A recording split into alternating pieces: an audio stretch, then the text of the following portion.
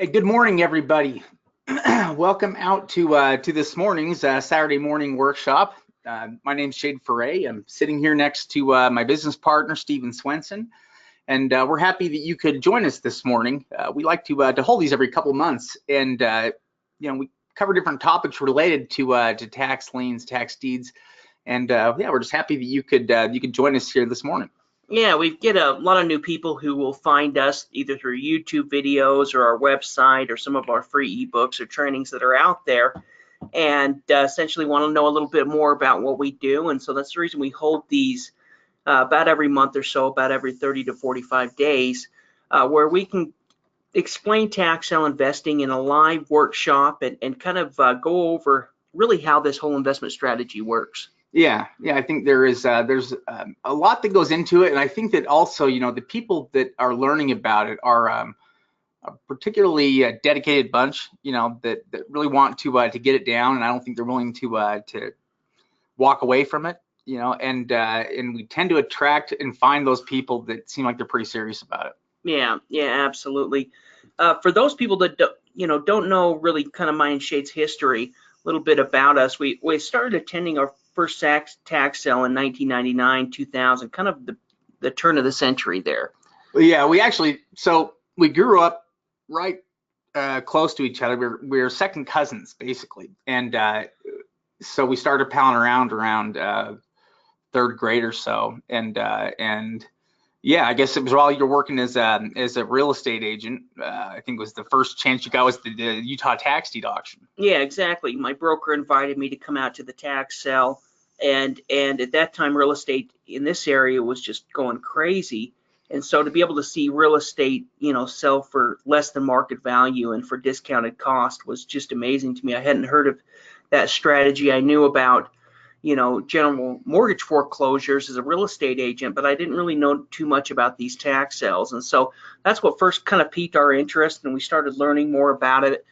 We started working, so over the next couple of years, we tried to find information about it, but at that time, it was really hard to find information. There was a couple of books out there, and it really seemed like the people that had the knowledge were different seminar and training companies. And so that's essentially what we started doing, and started working for these companies in 2003. Well, we were in our early 20s, and we were trying to figure out this investment, and we had basically bought all of the books and programs we could find, and there were several seminar companies that were right there that were in Utah, and our brilliant idea was that we were going to go and work for these companies in order to get access to their training materials, and then with their training materials, we would get rich. We would learn how to do it all, and it would all be worth it. We could just leave the job. But what we basically found though, when we worked with these different companies and then got access to the programs rather than paying for them, well, we realized that they were just junk. That literally the people that even wrote them didn't understand what they were talking about. Yeah, they were real estate training manuals, kind of fluffed over with bits and information about tax sale investing, and it really kind of was more confusing than actually educational. And that's where around 2003, 2004, we started putting together the idea of creating a home study program. So over the next 2 or 3 years, we started compiling information from each one of the states and started putting all this information in big binders, with information on each state, the laws, any information we could find. And, over the period of the next few years, we essentially started creating our home study program, which we essentially started putting out around 2006, 2007.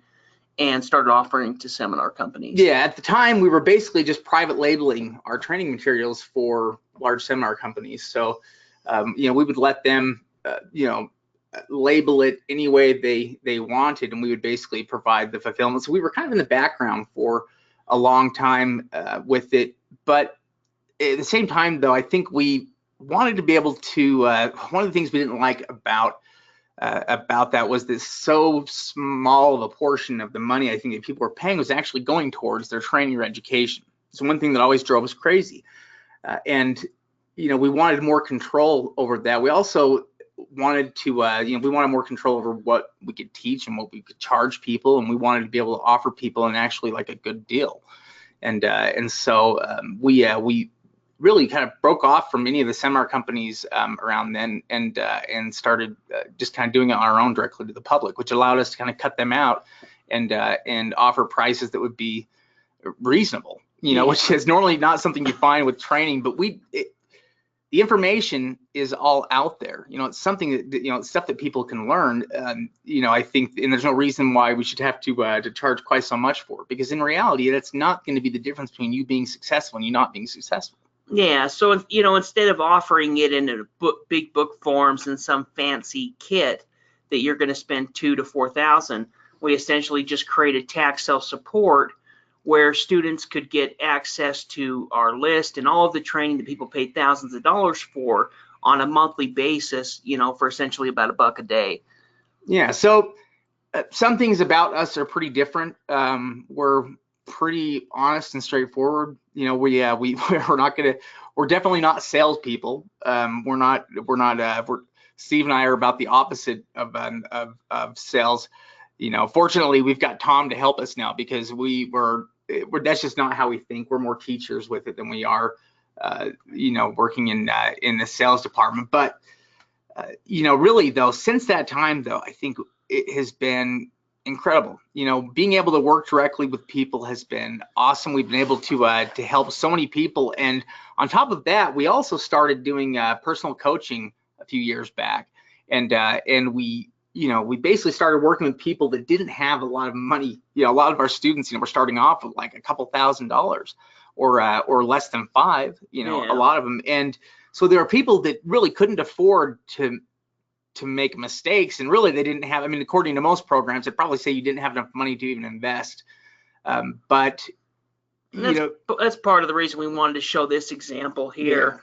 Is that yes, tax sale investing does take money up front, and especially if you're bidding at auctions on nice homes, there's going to be some competition, but you can get started with tax sale investing for very little.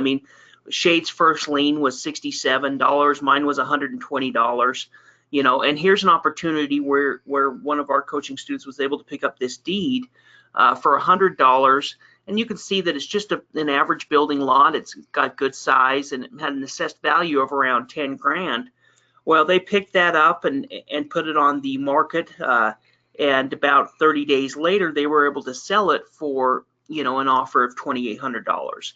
So $2,700 profit isn't life-changing money, but if you were to take $100 investment and say, hey, in 30 days you're going to be able to make $2,800, there's probably not a person in the world that wouldn't make that $100 investment, especially if you're only spending minimal time into the investment. Oh yeah. Well, so one of the things that Steve and I are really big on is we are all about the price that you actually pay for the properties, and so we're looking for the best bargains that are out there, and tax sale properties are, by nature a great bargain, but sometimes we can find even better deals where counties will accept less than the taxes that are owed. And if we can find that, then we can get property for crazy prices, kind of like this. And we've actually had a lot of our coaching students that have kind of gone through this process of buying cheap properties for $100, $200, and have sold them, all of them. Yeah. And at the same time, though, they're learning the process of buying and selling without risking large amounts of capital. Yeah, exactly. And that's the point of it, is we take on, we have several different members. We have our membership program. We also have our coaching program. But with our coaching program, if we take a student through doing one of these type of deals, they're able to learn all of that information about buying, selling, evaluating, transferring deeds, all of that's included within that. Without taking a lot of risk financially, with a high profit margin. And then once they're able to do that, then obviously doing the next deal or bidding at the auction or looking at structured properties or something like that is going to be that much easier, because they understand the basics so well. Yeah, in fact, it's incredible. It is a fairly inexpensive way that you can educate yourself and learn by going with some of these cheaper properties. But what we really like to do is we like to go through lists, and we like to see what's out there and what's available, and we like to be able to show that kind of thing to you. We like to be able to show you what is going on with tax sales right now, what kinds of properties are currently available, what's selling. And so the session today, we're actually going to try to dedicate the majority of the time here towards that. But before we just dive into that and go straight into the searching we're going to do here through the live sales, let's just talk for a second. For any of you that don't know as much, let's talk about tax liens and deeds for a second. So why bother with tax liens and deeds? I think if we were to put it under the most blunt terms, I think the safest way to earn high interest rate returns consistently. I mean, I don't know that there's anything else that quite compares to it. If you're comparing interest rates and the level of security, there's nothing even really close. It's the cheapest way to acquire property in the US. Yeah. It's just hands down cheapest way. You're not going to find a cheaper way than this, and we'll explain to you as we go into it exactly why that is. Beyond that though, county website records and other internet tools make online investing possible now. So you can actually do it from home now. Which is something that didn't even exist, 20 years ago. And in fact, 90% of the properties that we purchase sight unseen. So purchase them sight unseen. You can sell them sight unseen. It's one of the amazing things about the internet today and what we can do with properties, especially if you're buying raw land. We're fanatics about raw land. Yeah, exactly. Another point about this investment strategy is it's enforced by state and county laws.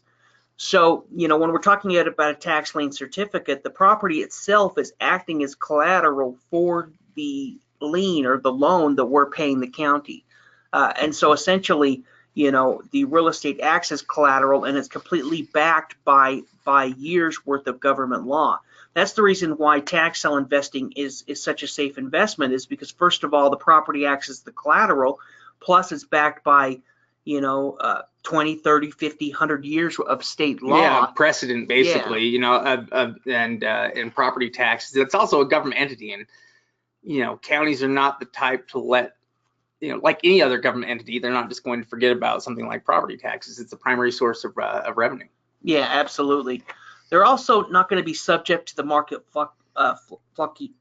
fluctuations. Yeah, exactly. So essentially, when it comes to tax sale investing, every single month or if it's on a yearly basis, there's going to be tax sale properties. We've been doing this for 20 years, and even though we've seen maybe more properties come onto the market at certain times or less properties, it's always consistent. Yeah. I mean, it is as consistent as property taxes are. People are always going to, there's always going to be people that are late with property taxes. There are always going to be people that don't pay it. And the system is really made to work like this. In fact, it's amazing just how well the system works, because the reality is not that many people in America lose their properties due to delinquent property taxes. Yeah, there's tons of safeguards in place that essentially usually it's going to take anywhere between 3 to 5 years of being delinquent and getting notices before that property is going to go through any type of foreclosure. Yeah, it's generally a fairly long and drawn out process. Well, one of the things we struggled with the most in the beginning was just trying to understand how things worked from state to state to state, because that was one thing we realized, was that it was all governed by state laws, and every state has its own set of laws that control different things, like, for instance, foreclosure and how that operates. And so that was a really confusing thing in the beginning, because, there were certificates, there were deeds. It just didn't really make a lot of sense. What we were eventually able to understand was that there were essentially 3 systems that were used throughout the United States, and that the majority of the states out there used just one of these 3 systems. There were a couple of states that were kind of weird and used more than one system, but for the most part, if you understood these 3 systems, you would understand how tax sale enforcement or how property tax enforcement worked in every state. And so they're tax lien certificates, tax deeds. You could call them tax deed foreclosures too, if you wanted. They're also redemption deeds. Yeah. Oh, So let's talk first for just briefly about what exactly a tax lien is, because this is one of the common systems. I think to really understand the lien, though, You have to understand liens in general and how they work. Like, for instance, mechanics liens. If you have a painter that comes and performs paint on your house, or heat and air conditioning people as you're building your house come out and do that. If you have a contract that doesn't get paid, they can actually go to the county and they can have a lien, a mechanics lien, placed against your property. And that lien prevents you from being able to close on the property. So if it's a house you're building, then what would happen is about the time the construction is trying to wrap up and you're trying to close on the property, you're not going to be able to do that because you've got this lien against the property, this mechanics lien. Liens prevent the transfer of ownership. So you can't sell a property that has a lien against it. And that's just a standard mechanics lien for a delinquent, debt that needed to be paid. When it comes to the county and property taxes, they are, they've got a lot of power there to enforce property taxes. And what they use are, instead of a mechanics lien, they have a tax lien, which is actually even more, it has greater power. Yeah, it's a first position lien, which means that it's going to go above any other type of liens on the property. So mechanics liens, mortgages, anything like that. The most important thing that has to get paid if the property owner is going to change hands or sell it or anything like that is going to be that tax lien certificate. Also, what that tax lien certificate does is, essentially what we're doing is we're paying the debt on that tax lien. So if a property owner doesn't pay their property taxes for a year, the county needs that money. And so what they'll do is they'll create a lien, like Shade said, place it against the property, and then offer that lien to investors. And so the investors that are willing to purchase that lien, take on that debt, essentially are going to be earning or given an interest rate return for paying that debt. Yeah, and the interest rate return will be set, but the amount that they'll earn is dependent upon the duration of the investment. And there are two different things that can control the duration of the investment. The first is when the property owner pays it off, okay? And that's unpredictable. We don't really know when that's going to happen. It could happen very fast, it could happen in ways, but it's actually reliant on the second factor, and that is every single tax lien is sold with a redemption period attached to it.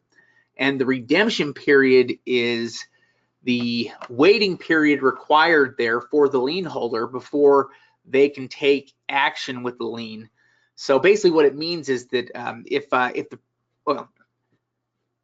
it's actually very simple most of the time. When property owner redeems, they pay off the county removes the lien, and they basically send a check to you in the mail.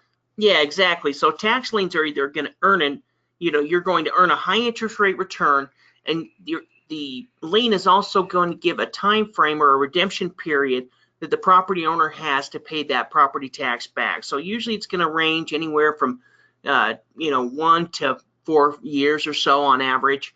Usually it's a couple of years, where the property owner has that time frame to essentially pay you back. But if they don't pay you back within the end of that redemption period, that tax lien certificate has foreclosure rights, meaning that if they don't pay you back, you can actually foreclose on the property and become the new owner of the property because of that tax lien certificate.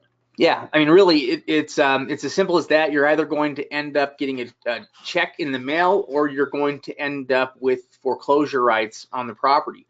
But that's basically how liens are meant to work. And the vast majority, 95% plus of liens redeem. It's how they're supposed to work.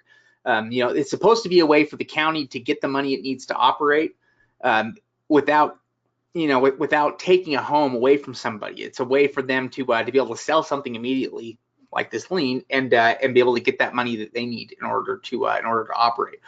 But for investors, it represents a really safe and awesome investment, an easy way to earn 14, 16, 18% on your money and to have it be highly secured. And what we mean by that is, if you look at the lien amounts here on these compared to the property value, it's almost, it's a tiny percentage. It's not even 5%. It's less than that. It's a couple percent. Yeah, exactly. You're looking at a $379 lien on a $55,000 property, or even, a $1,500 lien on a $90,000 property. Essentially, is your money going to be protected? Is that $1,400, $1,500 going to be protected by that $90,000 property? And the answer is yes. best case scenario or worst case scenario, I guess how you look at it, the property owner is going to go ahead and pay you back. And like Shade said, they can pay you back anytime within the redemption period. So if these tax liens had a 2-year redemption period, they could pay back 6 months later, they could pay back a year later.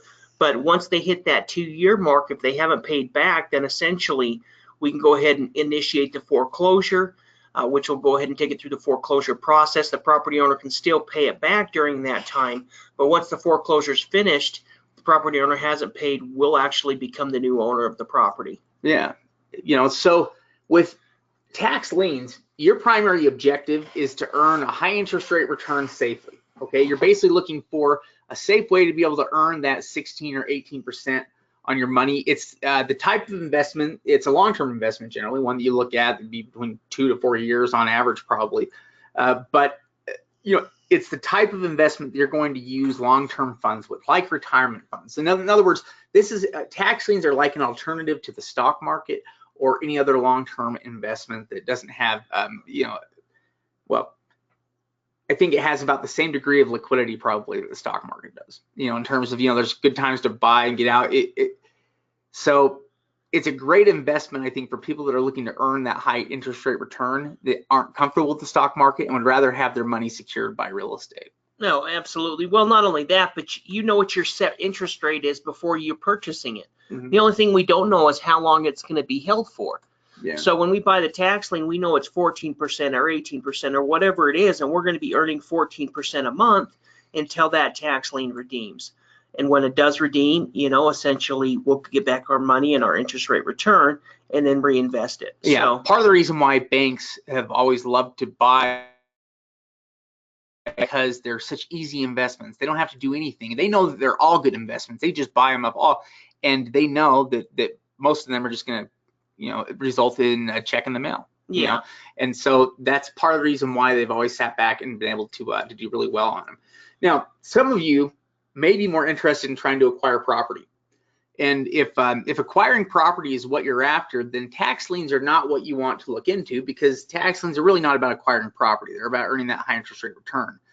Tax deeds are about acquiring property.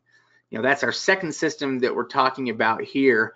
And I love tax deeds. I think they're a very simple system, because basically what happens is the state law just sets a redemption period. And that represents the time period that the property owner has. So the county will try to collect that money, but that redemption period is basically ticking away. So when it comes to an end, let's say it's 3 years, well, after 3 years of trying to collect the property taxes, the county will simply foreclose on the property and will offer it up at auction to collect the delinquent funds. And they'll start the bidding off at what's owed in taxes and fees. Yeah, in tax deed states, instead of issuing liens like they would in a tax lien state, the county just holds the debt. The county just essentially holds that debt until that redemption period has come up. Then, like Shade mentioned, they'll go ahead and foreclose on the property. They'll go ahead and create what's either a tax deed or a quitclaim deed or a sheriff's deed or something like that. And they'll go ahead and offer that deed at the public auction. So whoever's willing to essentially pay the delinquent taxes, penalties, and fees, depending on the auction format, can become the new owner of the property. Yeah. Now, here's why tax deeds are the absolute cheapest way that you can buy property in the United States. The reason why there's not really a wholesale market for real estate, if you go out there and look, you can't really find much wholesale real estate, period. And that's because nobody ever normally sells it for wholesale prices, because that's money out of their pocket. Why would they do that, right? Well, that other party, having that party that owns the property that doesn't want to lose money, that is part of what basically controls the prices on properties. People don't want to give up their profit or their money on real estate, and traditionally, in most cases, they don't really have to. They're able to sell their properties for pretty much full market value, and there's not necessarily a lot of discounting that that really goes on. However, when we have these tax deed properties, something different happens here, and that is that the properties are foreclosed on, and it's not a bank foreclosure. That's not even a real foreclosure, to be honest with you. Bank foreclosures are actually, they're just, you actually waived your rights to a true foreclosure when you signed your mortgage contract. Okay. The real foreclosure, the judicial foreclosure, is what these properties go through, when they're being foreclosed on by the county. And it's a powerful foreclosure that wipes out anything that is attached to the property. But what most importantly happens, though, is the county becomes the owner of the property, and the county is a government, and they don't. Basically, they're going to open up the bidding at what's owed in delinquent taxes, penalties, and fees. Yeah, they can't make profit off of it. Yeah. In fact, that would be against their directive or whatever. Well, yeah, they're not allowed. Yeah, they're not. They're not a for-profit entity. They're trying to make money on that. What they're trying to do is just collect the money that's owed to them. Basically, it's a collection effort. And so, in fact, any of that money that's called the overbid. So if the auction starts at $10,000, for the opening bid, and it sells for $15,000, that additional $5,000 is called the overbid, and that can be given back to the property owner if there's no other debts like mortgages or liens that need to be paid first. Yeah, some places might call it the surplus. Yeah, surplus. Or overage. Overage. But essentially, it just sits in an account for that owner until the owner can collect it. The county only takes what's owed to them. So the bottom line is that beyond what's owed in taxes and fees, the county has no interest in what it sells for. And that is the one thing that makes tax deeds unique to any other kind of real estate that you're going to find, is that's the only form of real estate investing that you're going to find where the party selling the property doesn't care what it sells for. And that's where we have this amazing opportunity, and that's why the price is such a big deal to us. Yeah, when you're buying tax deeds, the key to remember, this is real estate investing. Yeah, you're just buying properties that have been foreclosed on. Yeah, exactly. Here's some tax deed examples done by some of our coaching students recently. You can see that top deal was a big 27-acre piece that one of our coachings picked up. That's actually in New York. That they're going to be taking that process through quiet title and hopefully developing it. But you can see that, just as is, there's $250,000, $260,000, $70,000 worth of potential profit in that deal. Yeah, incredible amount of profit in that deal. They also come in all different prices. We've got the one right next to it is a little commercial parking lot. Basically, it was about a quarter or third of an acre, right around there, but it was in a good part. It's kind of the busy part of town, Main Street area there, and certainly had use. Yeah, and it had high value. It was valued at $22,000. It was available for $1,800. At the time, and I know Michael ended up selling that with seller financing as well. For $12,000. And has done really well on it. Yeah, there's a couple of deals down below. Where one of our students were able to pick up one of these $100 properties. Another little property picked up for $2,500. I think it was 3.1 acres, so it was a good piece of land. Essentially, there's all different types of deals. When we first get started with our coaching students, usually we'll start with land unless they live within an auction area that they can actually go out and view the structured properties. Starting with raw land is going to help you out in a lot of ways. Really, when it comes to improvements, the improvements themselves are the biggest risk that you face, because it's really about the condition of the improvements once there are improvements that are involved, and you've got to have somebody there on site that can take images, and it complicates a lot of things, especially for an out-of-state investor. But if we're dealing with raw land, there's so many advantages. First off, it's the most overlooked. Raw land is constantly overlooked because everybody's looking at the properties with improvements. So it gets overlooked all the time. It's less competitive with the bidding, but also as an out-of-state investor, you don't have to worry about the land changing. Yeah. In fact, we're going to be going to look at here some live auctions here coming up pretty quick. Yeah. In fact, just a second here. Redemption deeds are kind of they're the third system. There's only a couple of states that use them. Yeah, they're kind of going to be like hybrid. Texas, Georgia. They're really similar to tax liens and tax deeds. They're kind of a hybrid of both. What redemption deeds is, they're more similar to a tax deed, but they have a redemption period attached to them, kind of like a tax lien certificate. Now, redemption deeds usually have shorter redemption periods. Most of them are from 2 months, 6 months, and a year. There is cases like homestead properties in Texas that 2 years, but most of them are shorter. Most of them are under a year, where tax lien certificates have longer redemption periods, but also redemption deeds also play a flat return versus a annual return like a tax lien certificate. Yeah, they pay out a flat rate, which isn't Penalty dependent rate. upon time. Yeah, it's basically just a flat rate that is, if the property redeems, here's the amount that it will take here. Let's see here. So also with redemption deeds, some ownership rights are going to be extended to the deed holder. So like in Texas, for example, if you buy a property there at the auction, let's say it's a structured property, you actually have some ownership rights. So you could go ahead and get into the property, rent the property out. You're just not really going to be able to sell the property, and you still have that property owner that can redeem it. So you're not going to want to put a ton of money into it, other than just maintenance and upkeep, where the property owner will have to be responsible for paying for that if they redeem. But the key with redemption deeds is you have a lot higher chance of acquiring the property than you would with a tax lien certificate. With tax liens, 95% of them will pay off and redeem, and you'll never get the property. But with redemption deeds, you might have a more of a 50-50 shot, maybe even higher, of acquiring the property, because it's kind of sold like a tax deed. It just has that redemption period attached to it.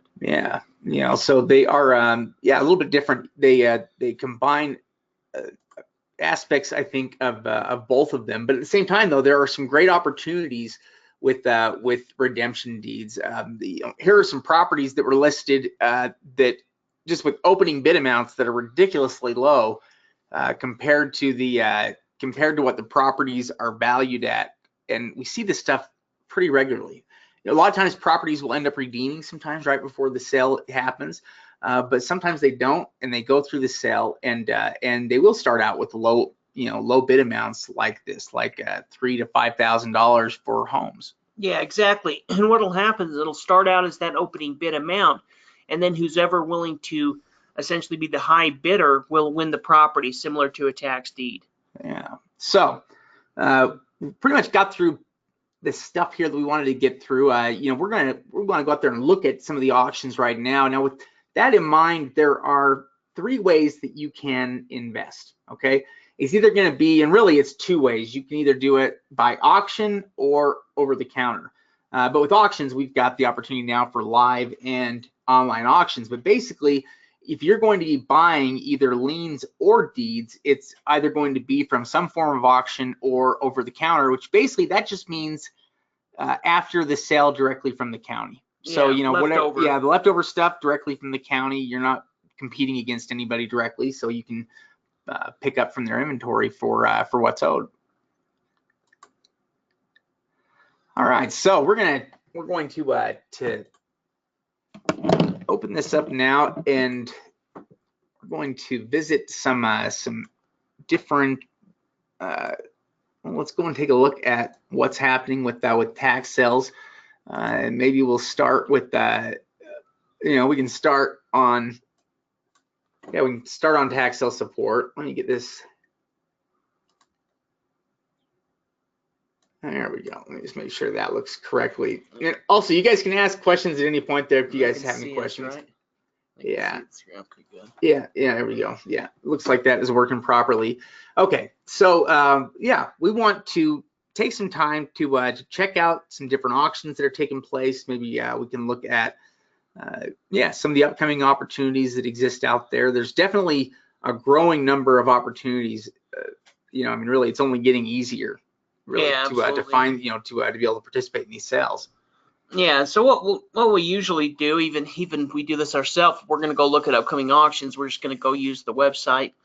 So if we go to the list center, what we might want to do is check out some of the online auctions that are coming up. There's some pretty neat things there.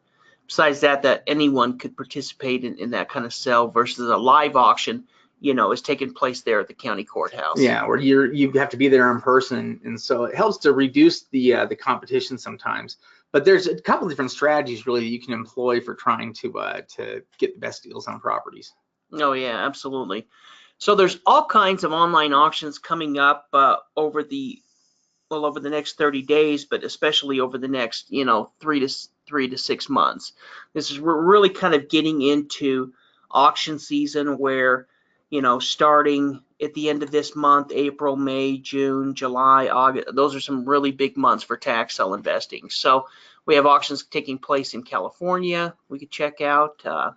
What do you think? Yeah, there are actually there are several interesting sales, that are taking place here. Yeah, I think Alameda is in that's the Oakland area. We were looking at Kern County a little earlier. Kern County has a humongous Massive sale. sale. I mean, there are 1,400 properties. It's too late to register for the auction now, so but we've actually got somebody that's participating in that. One We're of doing our research coaching on. students is. But yeah, we ought to take a look at that, because that with 1,400 tax deed properties being offered, that's a huge number. Even for an online auction, it's a huge number, enough so that there will be a lot of properties that will slip through the cracks. Yeah, definitely. And there'll also be properties that you're going to want to avoid as well in looking through the Kern County sale. There's some properties seem like certain parts of Kern County, kind of out there in the boonies a bit, outside Bakersville, Yeah, in fact, we can probably find it. Well, I guess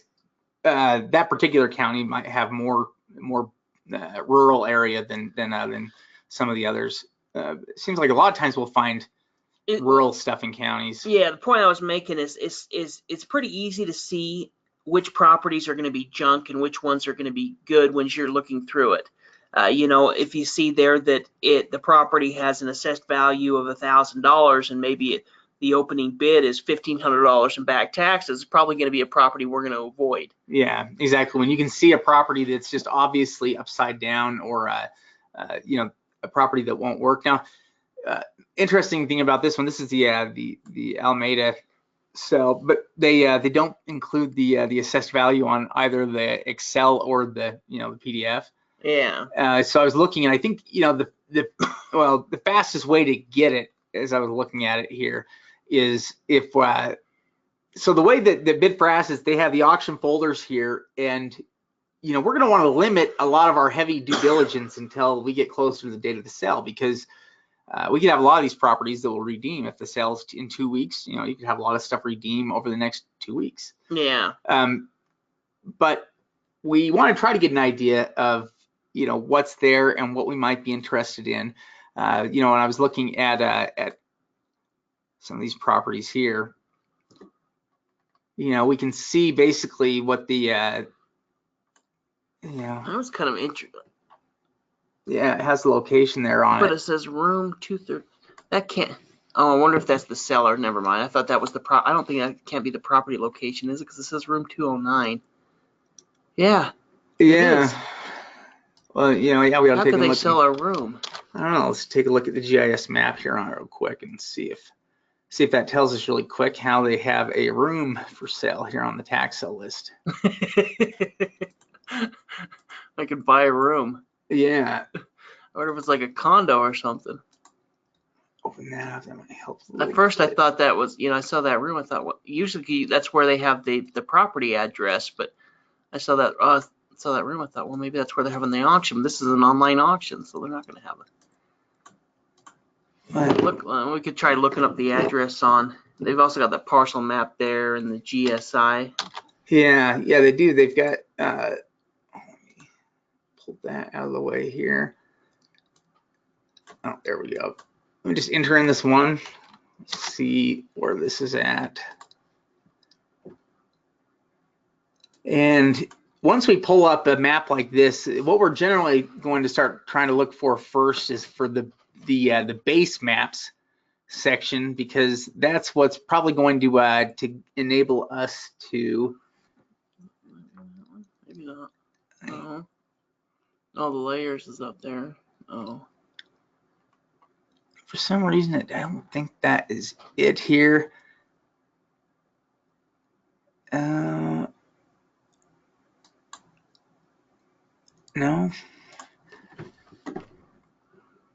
It may not have it. Usually they do, though. Usually they'll have somewhere, and you're going to have to look for it a bit. Sometimes it'll be underneath layers or maps. And essentially what we're looking for is the satellite image read that we can put over top of it to to get a little bit more information on it. We can at least see here the plat map version, or kind of the subdivision layout, where we can see where the property is located at, Well, and streetwise. yeah, from this, you know, I guess we can get an exact address on it from here, though. Oh, this would be Well, and we have the address also down there. oh, here we go, the base map.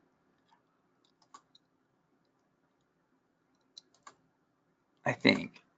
Oh yeah, there we go. Okay, so yeah, this might be some kind of a like an office condo, yeah, or an apartment. Office. You know, we'd probably have to look and see here. I don't even know if it's listed as residential or if it's listed as commercial, and we really can't see from there.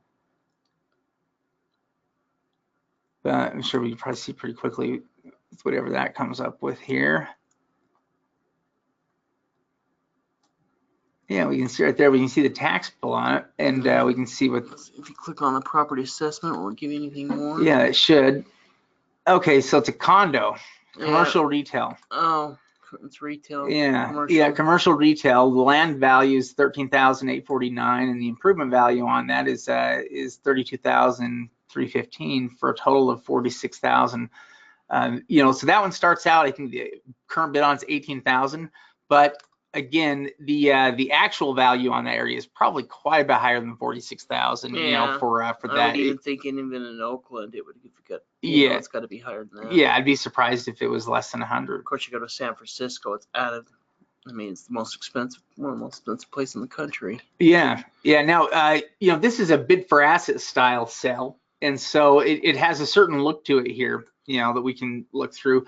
We'll look at Kern County here in a second, and you'll see a different style of online auction. Here's one. You know, this property here, 44,000 is kind of the opening bid, I guess, amount on it. That's the location right there. Is try looking that on. One thing we'll use as well, you know, is Google Maps and also Zillow, you know, to find the property, check out street views, check out neighborhoods with Google, and then also to get an idea, just a quick idea of what the market looks like as well.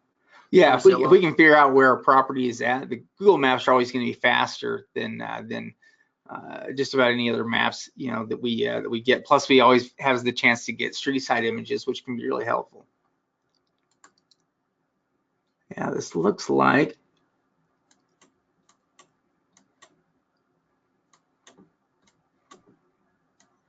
Let me just get around kind here. of behind a tree a bit. Yeah, let me go up the street a bit. There we go. That's not bad. Yeah, we can see now this image is actually in May of 2018, so it's not that old of an image. You know, one thing about that property as well is it looks like a duplex to me. You can see how there's doors on either side. So it may not be on Zillow.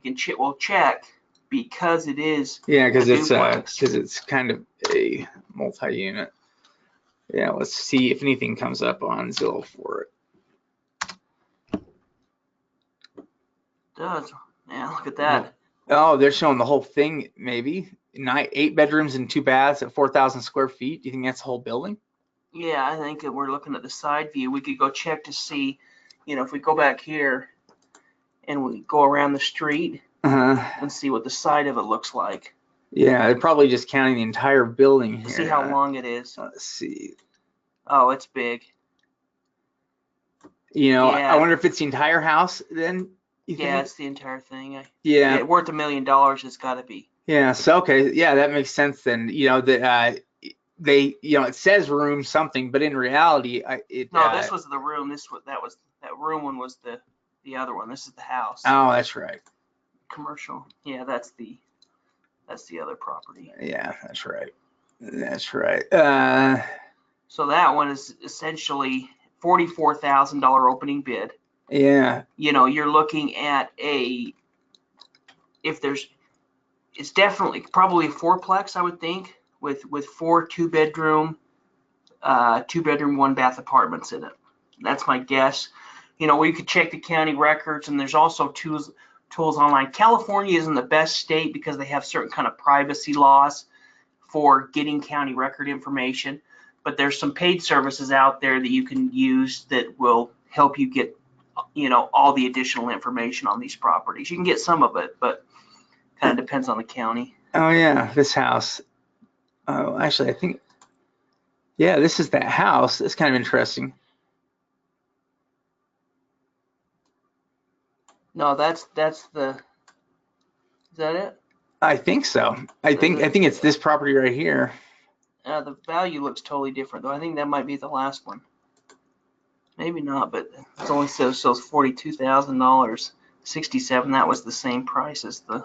Yeah. See the 1527 Myrtle. Huh. Kind of weird, huh? Yeah. I wonder if they're only They're only selling one of them. Yeah, if it's only a part of the building. They'd have to have condoed it or something like that. You'd think, Yeah. Let's take a look at Kern County. You guys have got to see this sale. Yeah, registration is already closed on it, but here it is. Now this is a sale using a different company, a company called Grant Street Group, that conducts auctions, but they have a different look and format, different feel than the other companies that are out there. Let's take a look, and maybe I can zoom in here just a bit. So right here we can see, that they advertised 1,485 properties. They've had 48 cancel, which gives them a total available for sale of 1,437, and that'll be on the 13th. So we've got about a week and a half here until the sale takes place. They've got some images in front of some of the properties. It's the Bakersfield area. So they've got some dwellings there that look like they're pretty hammered. And we can see opening bid amount. And there's also several different links that we can click on, to pull information from it. Maybe we'll click on one of these first. That one almost looks like it's got two parcel numbers attached to it. Yeah.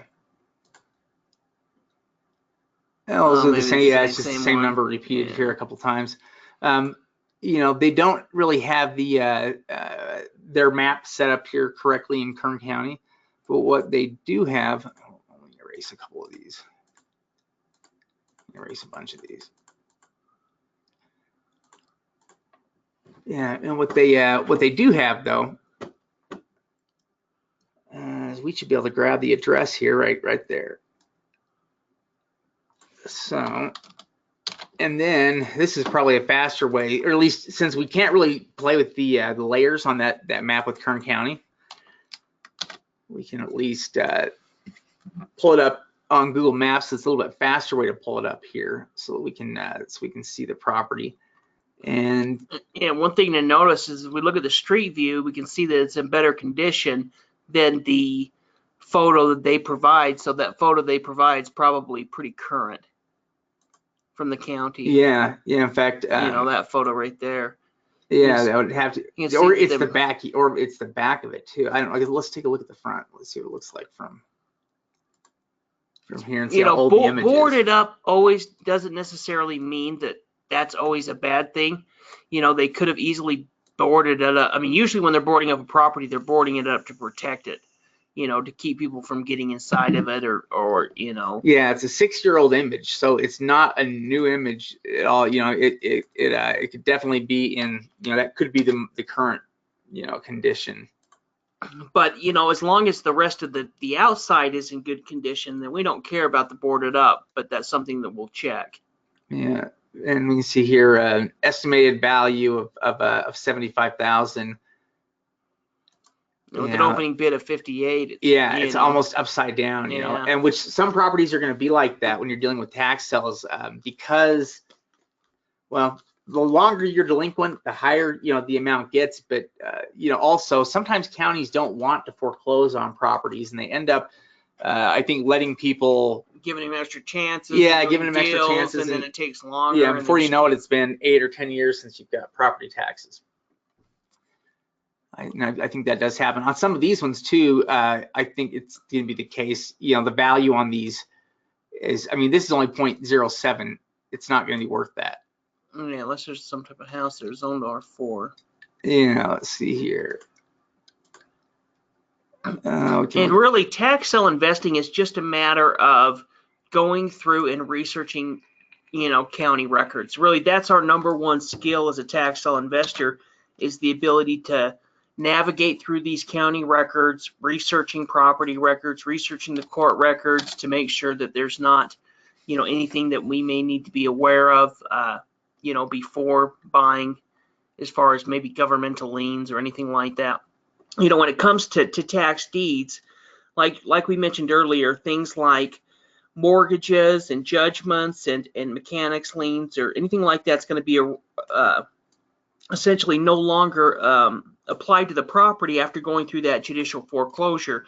But the one thing that can survive would be some type of other governmental lien, like a city nuisance lien or something like that. And so before we buy, we'll always go through and do a check to make sure that there's not any city liens that are on the property, and if there is, we're aware of how much they are and take that into our consideration. Yeah, in fact, it's really it's a testament to the power of the tax sales and the tax sale properties and the foreclosure that they go through. It wipes out everything attached to the property, even if let's say that there was a mortgage on a property, and for whatever reason, the property taxes aren't getting paid, and the county were to send out foreclosure notices. It says is a multiple occupancy home that contains. I wonder if Zillow is starting to add duplexes. We looked up that one in Oakland and we saw the duplex value. I wonder if they're starting to add duplexes and stuff like that to it. Yeah, they could be. Yeah, they very well could be. That one I think that one probably is a duplex. Yeah, let's see here. So this one at 16,000, we can at least see. What does the map, the photo look like? Oh, I wonder if the county's boarding these up. That's newly boarded. Yeah, it is newly boarded. Huh. The guts don't. I mean, the outside looks like it could be. It's 16 grand. That could be a deal, though. Yeah. That one has potential here. Let's look at that one on Google or something. I just wanted to see real quick here. So what they're giving a total value there of 28,000, what they're estimating there, 23 for improvements and 5.5 for the land. It's crazy just how within one state you can look at even Oakland that has lower prices than San Francisco, but looking at $1 million, where Kern are kind of lower. Yeah. Still value for value. You still do good deals, but it's just crazy how the same. Well, California has such crazy fluctuations like that. Yeah, like they've got properties that are valued like lots of other parts of the country, and then suddenly you go into a different area and it's multi-millions of dollars. Yeah, like one of these homes in San Francisco would be worth $3 million, where here it may be worth 60. So let's see. So this is a 2015 image on the property here. It must have been before it was, before they boarded it up like this. This isn't the IRS one. No, it's down there. But I'm kind of interested to see here. Yeah, at least with that opening bid number, there's potential. The opening bid is about 10% of what the estimated value on the property is. So I think that's about right, wasn't it? Yeah, 16.6. So yeah, it's roughly about 10% of the property's value, roughly. So if you're able to get it for under 20, you're going to be. It's got a big lot too. You can see it's got that whole side yard, pretty big side yard. Yeah, it is on a pretty good lot here. Now this particular list. I think you can get this, you can download it. I believe that's what you'd need to do here. I think to work through a list this big is to download some kind of a file like, I don't know, like a PDF or an Excel file, and then start going through it from there. What the heck? I'm gonna shut off the. Yeah, let's see.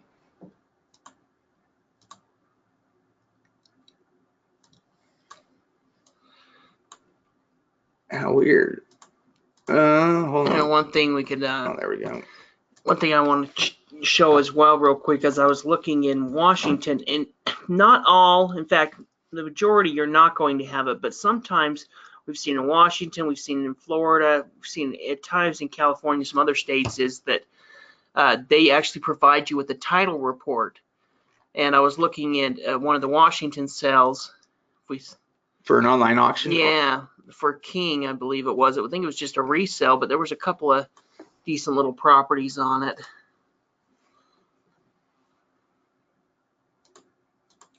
Yeah, let's take a look here. So it looks like they have. Oh, this actually might be the wrong cell. Go ahead and go up to the top. Click on like bid for assets, and we'll go back. We go to county tax sale here, and I think it's a different one. Yeah, I think it was here in March. King County special sale. Oh, there we go. So there's only 6 properties here, but if we go down to the bottom. Yeah, I started at about 12,000.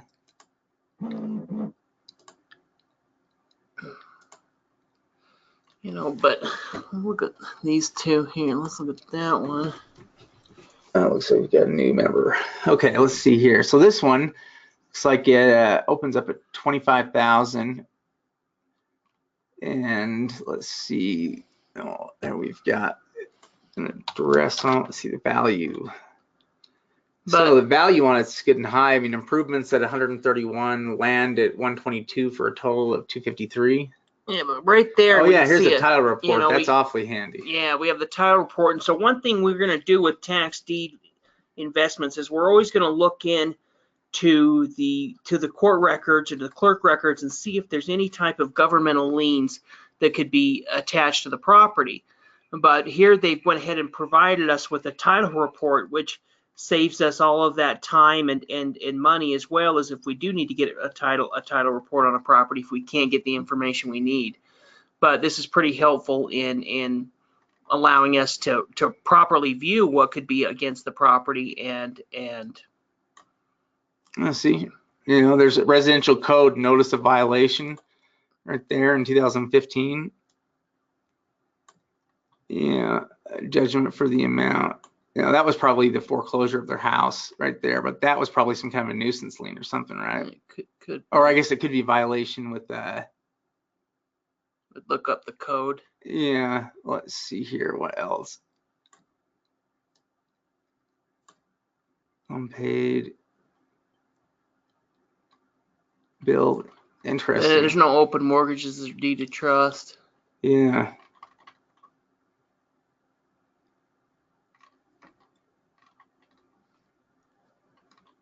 It actually looks pretty clean. Yeah. But, let's go ahead and check out this property and see what it looks like. Let's do that. Let's see here.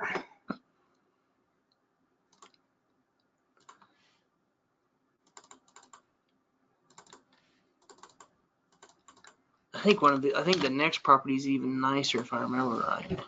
Could be. Yeah, it is. This is the one I was laughing at, because if you go down and look at, if you're looking at the satellite view and you look at this house and you look in the backyard, you can see that we've got a serious hoarder. It looks like that entire backyard. I mean, looks like there's tarps and they've got something going on. So this is gonna be the eviction. Yeah, that would be a nightmare. Yeah, that would be a nightmare. Let's see. But you get it for the value. You're getting a new place in Seattle. Yeah, let's take a look at this one real quick here. Yeah, this one was pretty nice. So this one's at 63,000, and this is where it starts at. We've got an address here on Federal Way. See the assessed values at over $500,000. Yeah, it's impressive. 402,000 for the improvements and 108,000 for the land, and we've got the title report right there for it. Let's see what it looks like. Let's see if that one will still be available on the sale. That's a really nice property, though. Yeah. Oh yeah. Anyways, even if it were a mortgage company though, and they received the bill, I mean, basically what's going to happen when the foreclosure notices go out is that the lender, if there was a bank involved or a lender, they're going to get treated just like anybody else will. in that, you know, here's the amount that's owed, here's the amount, you know, and when it needs to be paid by, and if they don't pay it, the mortgage company can get foreclosed on just as easily as you can. Okay, so let's see, it looks like it is this property right here. Yeah. What a cute little property here. Yeah, it's nice. And probably very valuable. Well, and looking at a $63,000 opening bid, you know, on these type of properties like this, they tend to have a little bit higher competition. Hey, look at that. It's only worth. No, it's from the auction. Yeah, I know. But of course, their estimate's not that high compared to what the county says either. $539, but still, you're looking at $500,000. I mean, even if somebody was to bid this up to $200,000, you would still have $300,000 worth of potential profit. Yeah. Well, and you can take a different approach when you have properties like this that are newer, improved properties, because you can pay a higher percentage of you know, value. Whereas we may not want to pay more than 10% on a lot of properties, and sometimes far less. On a property like this, you could pay more than that. You know, you could pay up to 50 cents on the dollar and still make you could pay 50% on it, and you know, still have a, you know, highly profitable deal. You know, so yeah, there are a ton of opportunities, and these are just the online for higher options. quality properties like this. In you know, this is within. Yeah, you're I'm gonna sure have to Federal pay. Way is a nice area outside, you know, suburb of Seattle. You know, you're going to pay a bit of a premium to get this type of property. Yeah. It's still cheaper. You're not going to see this property for sale for $300,000, you know, on Realtor.com or Zillow or anything, because it would sell like that, you know. I mean, Yeah, no, you're not going to find any kind of a deal discount. like that. You know, even a bank, even banks, when they try to sell off the properties that they have done their bank foreclosures on, really they're just trying to get into new hands without losing too much capital. You know, they're not really about giving away any money. Yeah, and most of the time the bank foreclosures, the reason they're foreclosing is not because the person has a ton of equity in it. The reason they're foreclosing on it is because they're upside down. Yeah. So, you know, it's because they don't have any options. So let's see now, with I think pretty well covered everything here. Let me just make sure we're not skipping any. Yeah, I don't think we're skipping anything here. Okay, good. Well, listen, if we're happy to have everybody here with us, joining us. You're always welcome to come back. If you'd like to join, the membership is $30 a month. You can sign up on taxsalesupport.com. Or, you know, if you have questions or inquiries, you want to find out more about coaching or anything like that, we've also got places that you can. Where should we direct them for that? Just have them go to the website. Yeah. You know, that everything is on the website. As far as you're interested in the membership program, like Shade said, it's $29.95, $30 a month. You can cancel at any time, and we're also offer a 30-day money-back guarantee, because we know that as far as, you know, getting education is concerned, you're not going to find a better value. We've positioned this, we've created it to make it hands down the best value in tax sale education, as far as a home study program with additional support. We do plus all the lists. You know, we do live webinars each week. You know, so I mean, it's really the best value. So that would be the first step. And if you enjoy the membership program and interested in coaching at that point, would, you know, have you fill out the coaching profile, and we could have somebody contact you. Yeah, whatever you do, don't go drop big bucks with some big seminar company out there. You know, because we think we can probably help you do more for a lot less. You know, we'd rather see you take that money and invest it. So, hey, thanks again for joining us, and yeah, let us know if there's anything if you have any questions. You're certainly welcome to email us. Let us know, and we'll do whatever we can to get back to you. And we'll have a replay of this available as well. Yeah, thank you again, and hopefully we'll talk to you guys soon.